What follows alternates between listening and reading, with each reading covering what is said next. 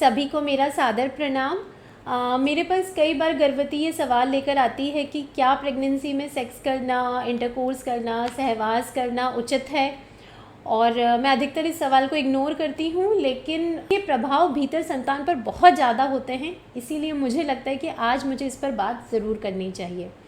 देखिए, इस पहला सवाल सभी व्यूअर से मेरा ये है कि क्या आप ये बात मानते हैं कि गर्भ में जो संतान होती है वो पूरी तरह जागृत अवस्था में होती है।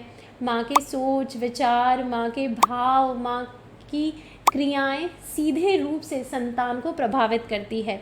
और सिर्फ माँ की क्रियाएं ही नहीं, जो माँ के आसपास वातावरण क्रिएट किया जा रहा है, जो आसपास के लोगों के द्वारा एक्टिविटीज़ की जा रही, वह भी संतान को प्रभावित करती है। क्योंकि अगर आपका जवाब ना में है तो मुझे लगता है ये वीडियो ही आपके लिए अनुपयोगी है। गर्भ संस्कार की सभी बातें आपके लिए अनुपयोगी हैं।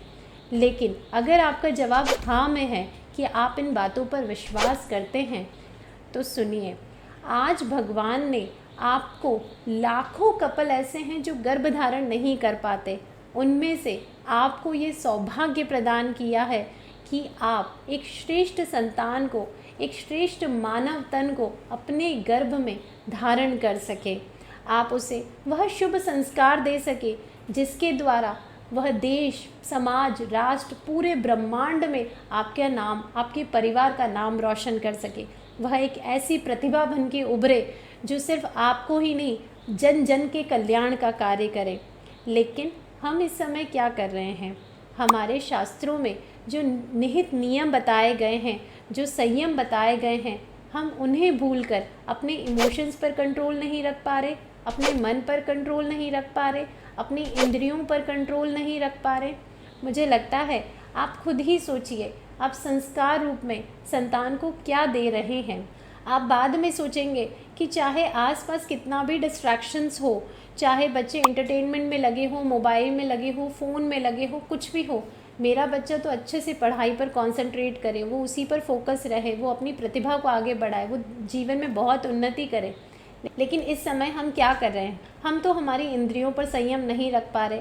तो कैसे हम संतान से वह एक्सपेक्टेशंस करते हैं कि वो जीवन में धैर्य को धारण करेंगे, वे सही राह पर चलेंगे, वो जीवन में लक्ष्य तक पहुँचेंगे, वो एक चरित्रवान और श्रेष्ठ जीवन बिताएंगे।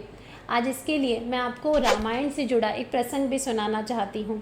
देखिए, एक बहुत ही सुंदर प्रसंग आता है जिसमें बताया जाता है कि जब राम जी और लक्ष्मण जी वन में थे, तो एक बार राम जी लक्ष्मण जी की परीक्षा लेने हेतु उनसे पूछते हैं, पुष्पम दृष्ट्वा फलम दृष्ट्वा दृष्ट्वा योषित यौवनम त्रीणी रत्नानि दृष्टवेव कस्य नो चलते मनः। अर्थात, हे लक्ष्मण, सुंदर पुष्प, पके हुए फल और मदमत्त यौवन देखकर ऐसा कौन है जिसका मन विचलित ना हो जाए। इस पर लक्ष्मण उत्तर देते हैं, पिता यस्य शुचिभूर्तो माता यस्य पतिव्रता ताभ्याम यह सूनु रूप रत्नस्य नो चलते मनः। अर्थात, हे आर्य श्रेष्ठ, जिनके पिता का आचरण सदैव से पवित्र रहा हो, जिन्होंने गर्भ धारण के बाद सदैव पवित्रता का जीवन बिताया हो, जिनकी माता पतिव्रता रही हो, उनके रजवीर्य से उत्पन्न बालकों के मन कभी चंचल नहीं हुआ करते। हमारे शास्त्र सिर्फ कहानियों के रूप में ही हमें नहीं बताए गए, उनमें मूलतः बहुत गूढ़ शिक्षा है। मुझे लगता है जो भी माता पिता अपनी संतान को श्रेष्ठ संस्कार देना चाहते हैं, उन्हें हमारे शास्त्रों से सही शिक्षा लेनी चाहिए, सही रूप में इस गर्भावस्था के गोल्डन पीरियड को बिताना चाहिए। सभी को सादर प्रणाम।